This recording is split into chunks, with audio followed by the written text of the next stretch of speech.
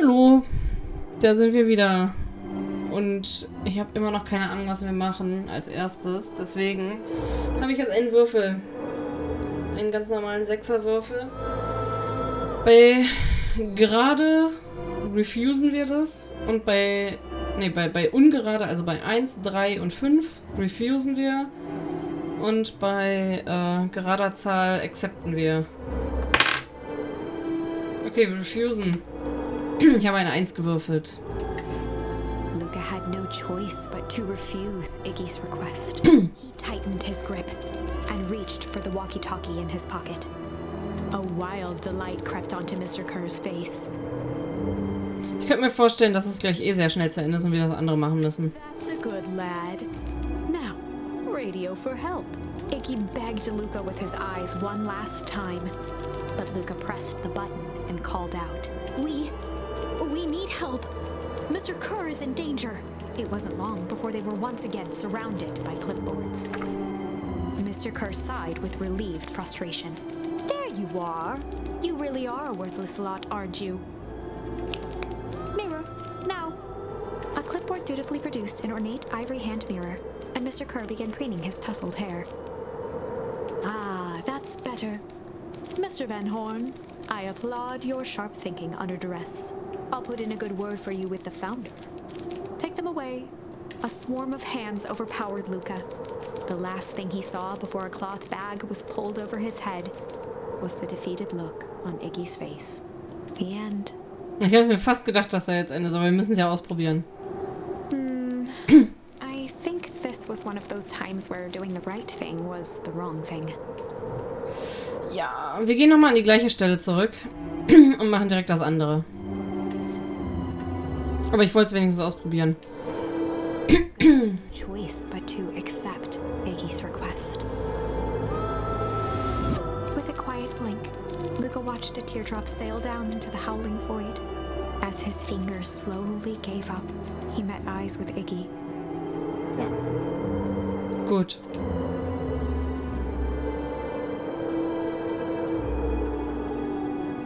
The two silhouettes were swallowed by darkness.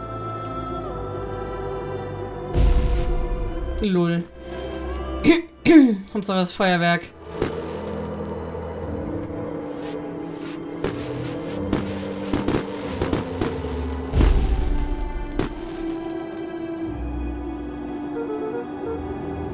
Hello for goodbye, Iggy.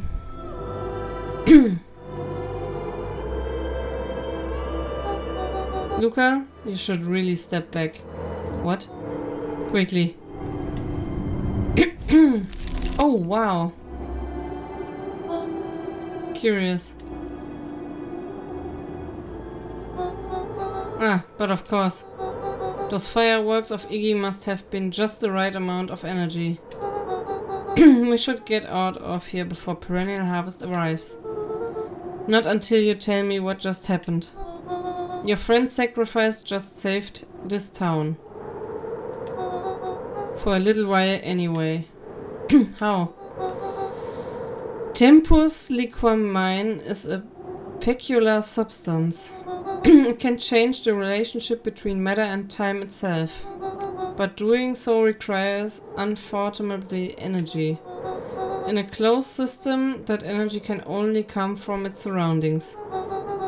As a useful side product of this property being by adding precisely the correct amount of energy to it, one can create a cryogenic cascade. So the gunk makes things cold, and the firework made the whole freeze over. That's one way of putting it, yes. As dumb luck would have it, the fireworks weren't strong enough to generate a runaway reaction. I shudder to think what would have happened in that case. Oh, dann war das, was die Oma gemacht hat aus Versehen. Deswegen sind auch alle so eingefroren. Weil die einfach alles gesprengt hat. Ich weiß nur nicht, warum sie es gesprengt hat. Ob sie wusste, dass das passiert. We have some idea what that would look like. Safe wusste die Oma nicht, dass das passiert. Oder sie wusste es und wollte das provozieren. I will take him a good while to safely break through and access the source again. If you know all of this stuff, why haven't you been helping? I have been, in my way. Each one of us has our role to play. Iggy's role, it turns out, was to buy us precious time. Mine has been to observe and wait. Wait for what? You. Me? Why? What's my role? A fierce twinkle flashed in Nat's eyes. Luka Van Horn, you are going to save the world. Okay. With it, Nat turned and walked west. Dumbfounded, Luka followed behind him, trudging through the snow. Every step taking him further away from everyone and everything he knew, and closer to destiny. To be continued in Beacon Pines, Pines Harder. What? Revenge served cold. Second time's a charm? Die sind markiert. Warte mal, wir sollen beim zweiten sollen wir einen Charme benutzen? Was? Es ist ein Hinweis, safe. Bei der 2... Was? Wait, that's it? This ends with a crummy cliffhanger just when it was getting good? Ich glaube nicht. I was even starting to like Iggy. No way. I refuse to be associated with some never-ending parade of sequels. Let's go back and find something more definitive. Da war doch gerade schon so ein Hinweis. So, warte mal. Das haben wir ausprobiert. Change. Break. Das haben wir noch nicht ausprobiert. Das können wir noch ausprobieren. Ansonsten hätte ich nämlich gesagt, ist das ein Hinweis beim zweiten. Aber ich weiß nicht, was wir da machen können. Wir haben aber auch ganz viele Sachen bekommen, mit denen wir noch nichts machen konnten. So, wir probieren jetzt da den Weg aus, den wir auch noch nicht hatten. They run the classic good cop, hard cop. So. They'd run the classic good cop, hard cop interrogation. Rollo brandished a steely gaze. I've got this. Read about it 100 times. Rollo swaggered past the chair which propped up the slumping Hiram Tolliver. Without even looking at his captive, he began with a long, blustery drawl. Well, Mr. Tolliver. Mr. Tolliver remained motionless. Rollo spun around to face him. He'd clearly expected to rouse Mr. Tolliver with his booming voice. Mr. Tolliver? And Luka gave each other an unsure glance. Rollo slammed his fist on the table. I said, Mr. Tolliver! He grabbed the table lamp and beamed it onto the unconscious face. Mr. Tolliver groaned and slowly lifted his head. He recoiled with a muddled, weary squint. What in the world? Wobbled as he attempted to straighten up. Who's there? Tolliver could only make out rough shapes through the glaring light. With a gruff tone, Rollo hoped to both conceal his voice and intimidate. I'll be asking the question here, punk. No, hold on. Let's just calm down. Oh, I am calm. Calm as a carrot in dirt. As for you, looks like you're sweating. The doubtful expression on Beck and Luka's faces transformed into awe. We can do this my way, or... Well, let's just say I never needed another way. Rollo, hitting his pride, was now channeling every detective trope his memory could recall. He slammed the table again. Now dance. What? I don't even... Tolliver's voice became desperate. He was nearly in tears. You've tied me down. How on earth could I dance? Dance with your mouth, punk. Spill the beans. What are you doing poking around this house? I'm here to help Juniper. To make sure everything's ready. Oh, so you're in cahoots with Gran? In cahoots with Gran? Gran? Mr. Tolliver was in a daze, now more confused than ever. Gonna help her blow up the festival, huh? Blow up the festival? Good lord. His head feeling more and more dizzy. No, you've got it all wrong. Where is she now? She's headed to the source. Ah, das heißt, die geht tatsächlich auch in die andere Stadt, oder wie? Source? What's the source? It's where Faded to a whisper. the town began. Where it all began. What is Operation Sparkplug? Lol. With that, Mr. Tolliver passed out cold, Oh. going around with a repentant grimace. Damn, Rollo. I think you went a little too hard on him. What did he say about the source? It's where the town began? We need more information. Yeah, but we'd better not push Mr. Tolliver any farther. Is there anyone else who might know more? What about the History Museum? It just got set up for the festival. Nah, that tent was put up by the Valentines. Everything they do is just a bunch of fluff to glorify themselves. Is there anything more reliable? The library. If there's any information about this source thing, Kato can help us find it. Let's go get some answers. Nice. Können wir hier nochmal was anklicken? Nee, ne? This is a dang nice library. Thanks, we work hard on it. Aren't you a little young to be a librarian? Keine Ahnung. Kudo hung out here so much, eventually they gave him a set of keys. I just keep an eye on the place for Mrs. Novak sometimes. And they got you working for free? It's great and I get access to all the books I can read. What more could a person want? Fair enough. What can I do for you all? We need a favor.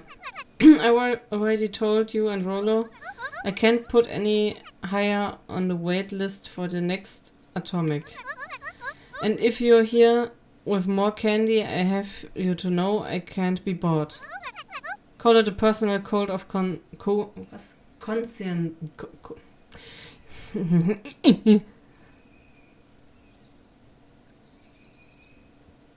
Conscience. So. Actually, we're looking to do some research. Now you're speaking my language. What are you looking for? That's the thing, we sorta don't know. What are your gut on the history of the town? There's the country record archives. What's in those? Birth, deaths, newspaper, clippings, stuff like this. That pretty boring reading. But I do go all the way back to when the town was founded. Great, we start there. Chapter 8. 6 feet under, 3 towns over. The kids spent the rest of the afternoon combing through dusty piles of old county records, desperately searching for anything that could help them make sense of Mr. Tolliver's cryptic utterance. Luka tried to shake the thought of Gran's basement, but his focus wavered. Explosives, messages hidden in jam, dossiers on various town figures, and a corkboard threaded with photos. Gran was the only family he had left. He still couldn't bring himself to believe the worst. But the old map with the symbol of explosives in town square made that difficult. As the sun began to set, the kids were no closer to the truth. Ich frage mich immer noch, wer da böse ist und wer wie zusammenspielt. Ich glaube, Mr. Nuncreed ist einfach böse. Da bin ich von überzeugt. If I have to read any more records, my eyeballs are gonna pop. We have to keep digging. If I dig another word, I'm gonna end up in one of these Asine death records. Okay. Rollo Cotta lived a full and wonderful life. Till he read so much boring crud that his brain oozed out of his ears. Rollo shut his book with an assertive nod. If you got a better idea, spit it out. You sound like my sister. Keep pushing your luck, pal. And it won't be boring country records that kill you. I'll put you in the obituaries myself. Okay. Muttered under his breath. You're a country record. Really? That's the best you've got? When I'm done with you, you'll be the footnote in history. Just like Slammed her finger down on the open page before glancing down to read. J. Harford here. I'd love to see her try. Hey, hey, hey. We are all a little tired here. Let's just take a minute and... Thing tickled the back of Luca's mind. Wait. What was that name back? In the obit, J. Hartford. From the Bookville Tribune 20 years ago. That can't be right. What is it?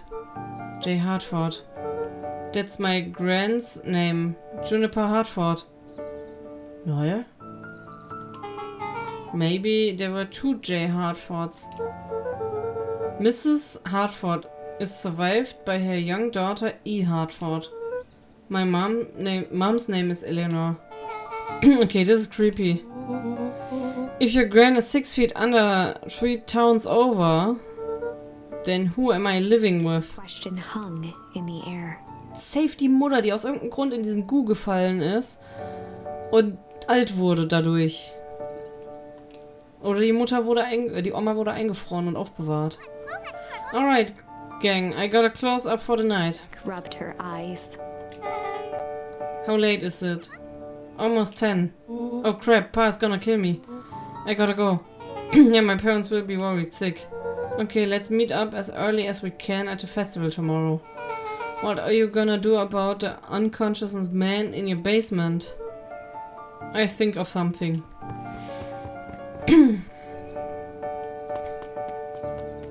Luca's heart was pounding as he approached the house.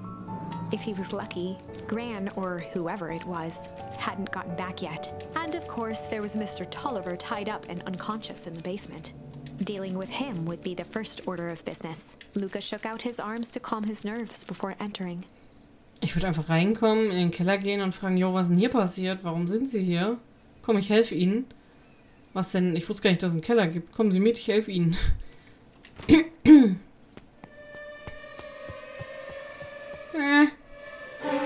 He held perfectly still, tempering his breath, and listened closely. She was asleep. His only hope was that she hadn't found Mr. Tolliver before dozing off. Okay. Der Wasserhahn ist an. Er ist weg. Oh no. Tolliver was nowhere to be seen.